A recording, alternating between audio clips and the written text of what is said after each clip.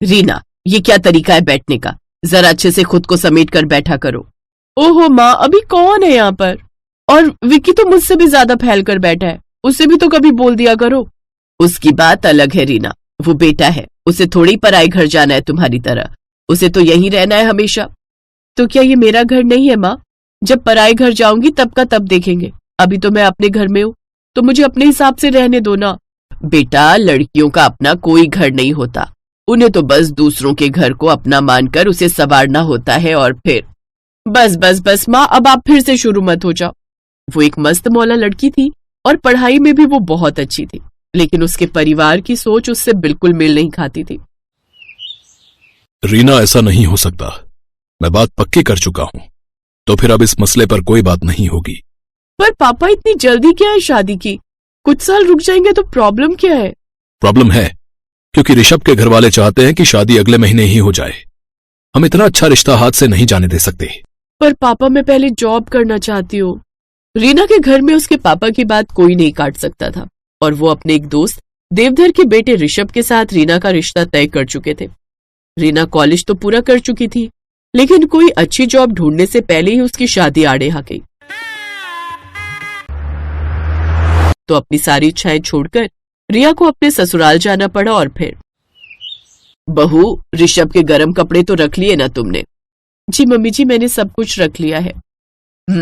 ध्यान रखना जरा, अनजान शहर जा रहे हो दोनों, और ऋषभ के खाने पीने का भी ध्यान रखना, बहुत लापरवाह है वो इस मामले में। जी मम्मी जी। शादी के बाद ऋषभ और रिया अपने हनीमून के लिए कश्मीर जा रहे थे, और रिया मन ही मन इस ट्रिप के लिए बहुत एक्साइटेड थी। लेकिन कश्मीर पहुंचने के बाद उसके साथ जो हुआ वो उसने कभी सपने में भी नहीं सोचा था। अरे, आप तो तैयार भी हो गए, मुझे लगा हम कुछ देर रेस्ट करने के बाद घूमने जाएंगे। चलिए कोई बात नहीं, बस 2 मिनट दीजिए, मैं अभी रेडी होकर आई। नहीं, तुम्हें तैयार होने की जरूरत नहीं, क्योंकि बाहर हम नहीं, सिर्फ मैं जा रहा हूँ। आप अकेले घूमने जाएंगे? और मैं यहाँ अकेले क्या करूंगी? घूमने फिरने के अलावा और भी बहुत जरूरी काम है मेरे पास। यहाँ कश्मीर में हमारे बहुत पुराने क्लाइंट्स हैं, मुझे उनसे मिलकर इंपॉर्टेंट बिजनेस डील फाइनल करनी है, तो मैं बिजी रहूंगा। ये कहकर ऋषभ होटल के कमरे से बाहर चला गया।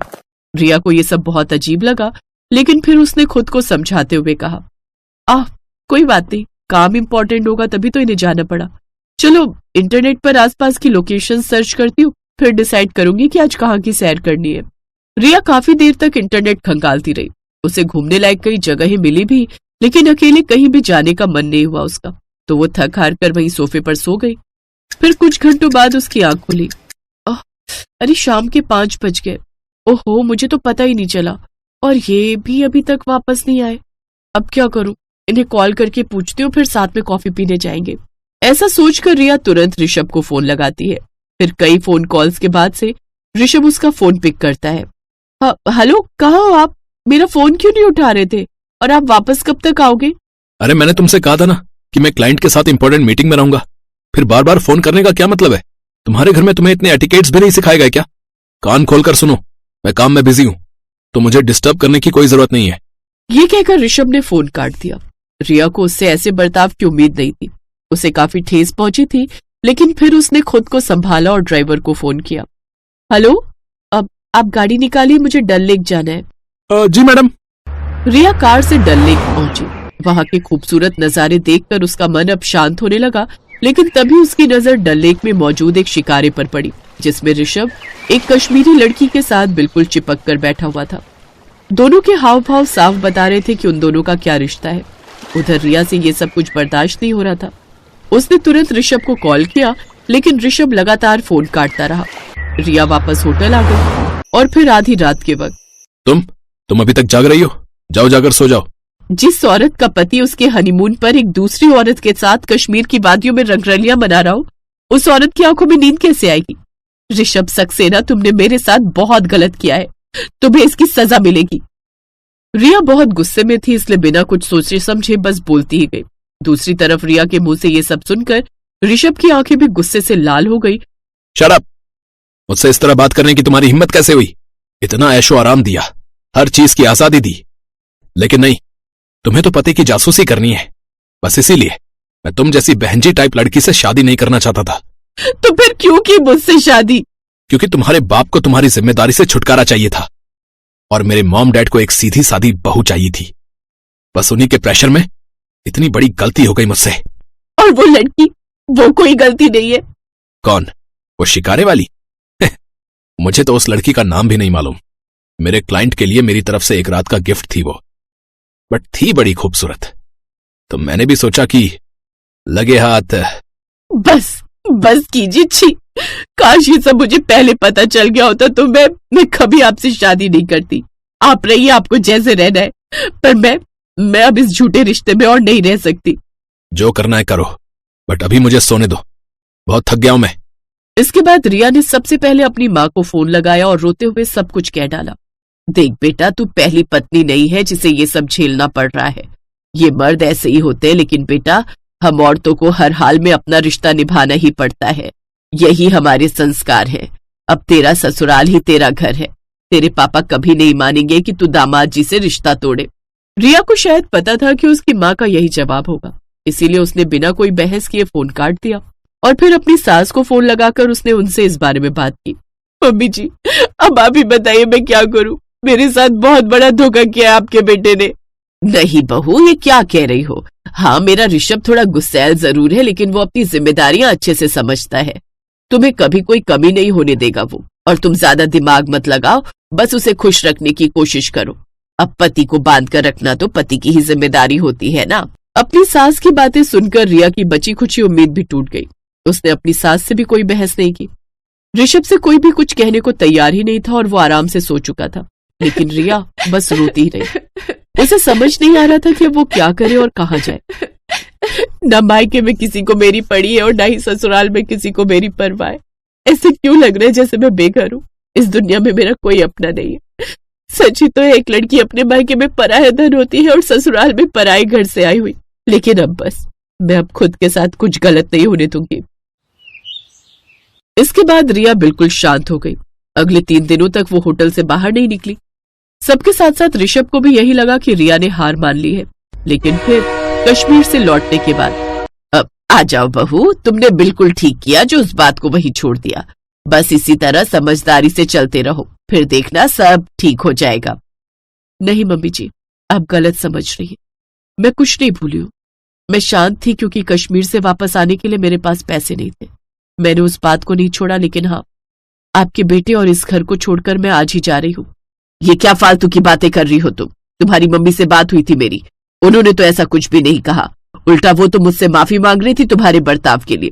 देखो, मैं जानती हूँ कि तुम अभी परेशान हो।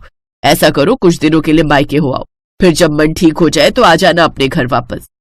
अपने घर तो मैं जाऊंगी मम्मी जी, लेकिन ना वो मेरा मायका होगा और ना ही ससुराल। क्या मतलब? आपके बेटे से शादी के चक्कर में मैं पहले ही अपने सपनों का गला घोट चुकी हूँ, लेकिन अब बस बहुत हो चुका।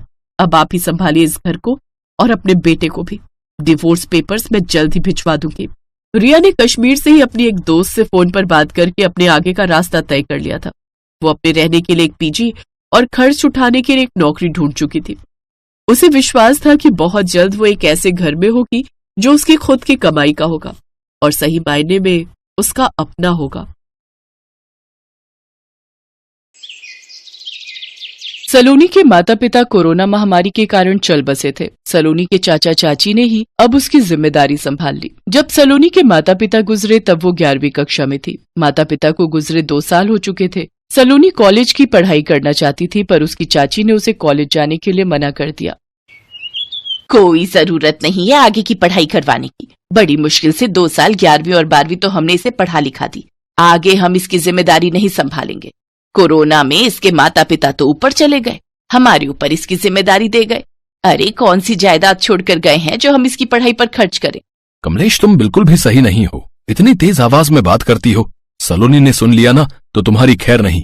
क्या कहा? तुम अपनी भतीजी के लिए मेरे से लड़ाई कर रहे हो? ठीक है, मैं अभी के अभी अपने दोनों बच्चों को लेकर मायके जा रही हूँ। रहो तुम अपनी भतीजी के साथ। तभी सलोनी आ जाती है। चाची जी, वो मैंने दूध उबाल दिया है, रोटियां। चाची जी, आप कहीं जा रहे हो? हाँ, अपने मायके जा रही हूँ, अपने माँ के घर। और मेरे जाने का कारण सिर्फ तू है। तेरी वजह से आज तेरे चाचा मेरे से लड़ाई कर रहे हैं। पता नहीं कैसी मनहूस लड़की है, कोरोना में माँ बाप को खा गई और अब हमारी छाती पर मूंग डल रही है। जा रही हूँ मैं। अपने चाचा की सेवा कर ले अच्छे से और खुश हो जा, मिठाइयां बांटो।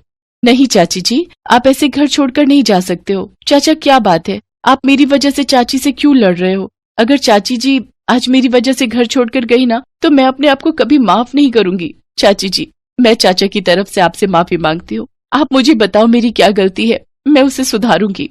तू शादी कर ले, मैं खुश हो जाऊंगी। तू इस घर से चली जा। कमलेश, कुछ तो लिहाज करो। पता भी है तुम्हारी अपनी बेटी की तरह है सलोनी, तुम इससे कैसे बात कर रही हो? चाचा एक सेकेंड। ठीक है चाची जी, मैं शादी के लिए तैयार हूँ। आप मेरे लिए लड़का देखना शुरू करो, जिससे भी आप कहोगे मैं उसी से शादी कर लूंगी, पर आप घर छोड़कर नहीं जाओगे, प्लीज चाची। सलोनी ने शादी के लिए हाँ कह दी तो उसके बाद कमलेश को इस बात की चिंता लग गई कि अगर सलोनी की शादी की तो दहेज भी चाहिए, और वो एक फूटी कौड़ी भी खर्च नहीं करना चाहती थी।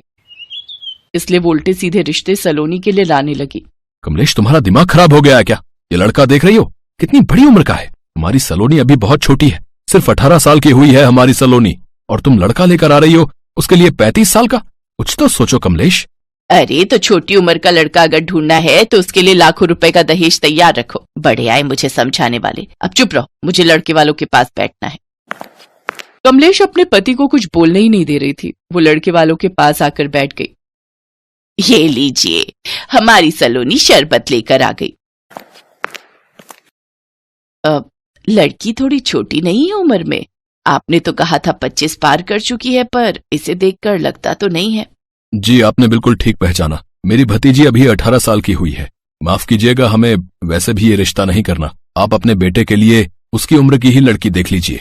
अजी, तो हमें भी कौन सा शौक है तुम्हारी भतीजी को देखने का?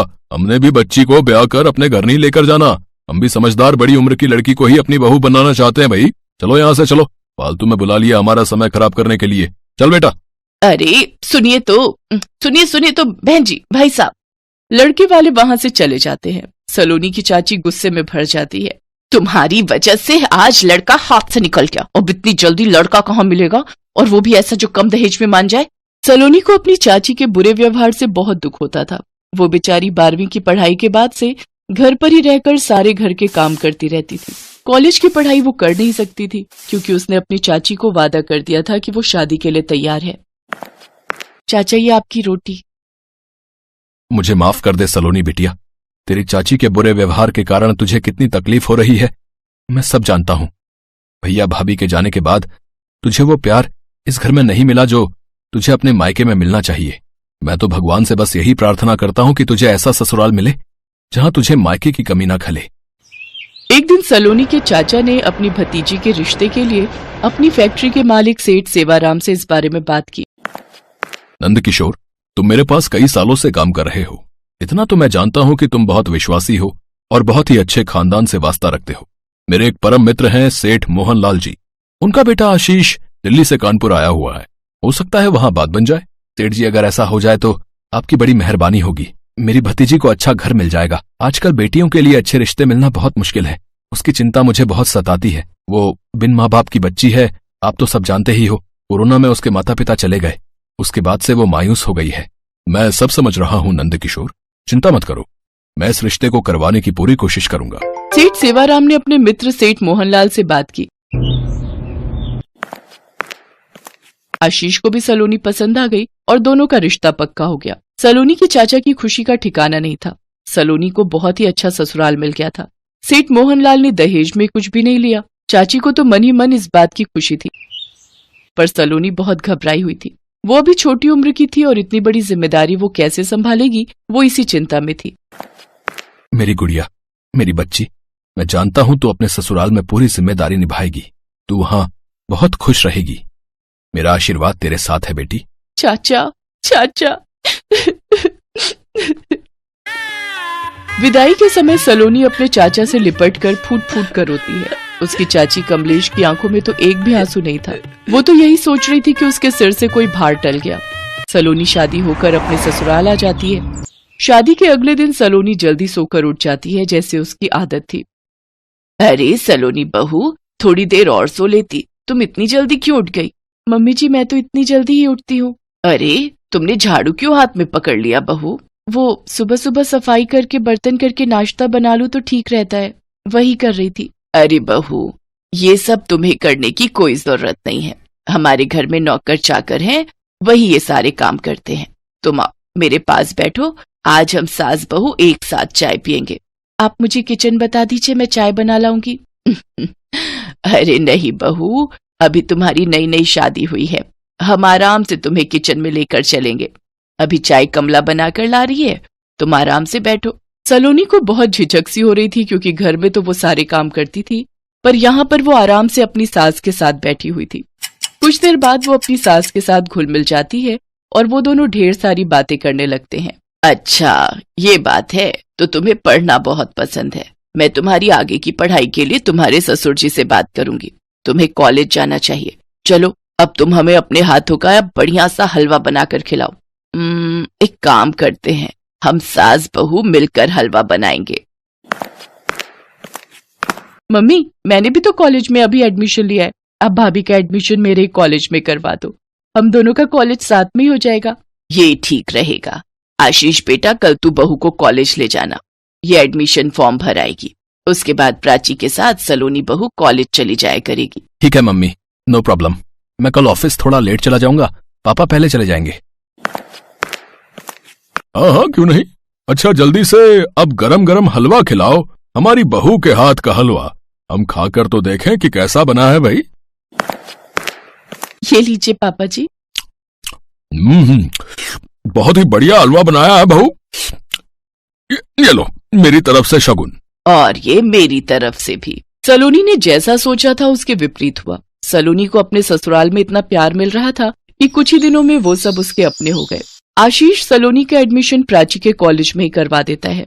सलोनी अब प्राची के साथ कॉलेज जाने लगी। थैंक यू आशीष जी, आप सभी ने मुझे बहुत प्यार दिया है।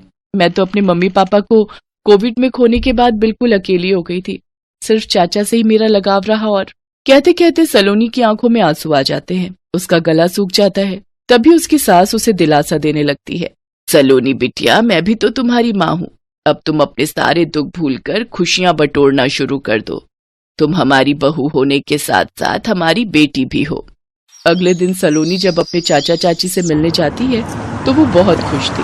वहां पर वो अपने ससुराल वालों की बहुत तारीफ करती है। उसकी चाची उस समय चुप थी, वो कुछ नहीं बोली, ना ही चाची ने कोई खुशी जाहिर की। पर अपनी भतीजी सलोनी को खुश देखकर उसके चाचा नंद किशोर की आंखों में खुशी के आंसू छलक जाते हैं। वो अपनी भतीजी और दामाद को खुशी खुशी विदा करते हैं।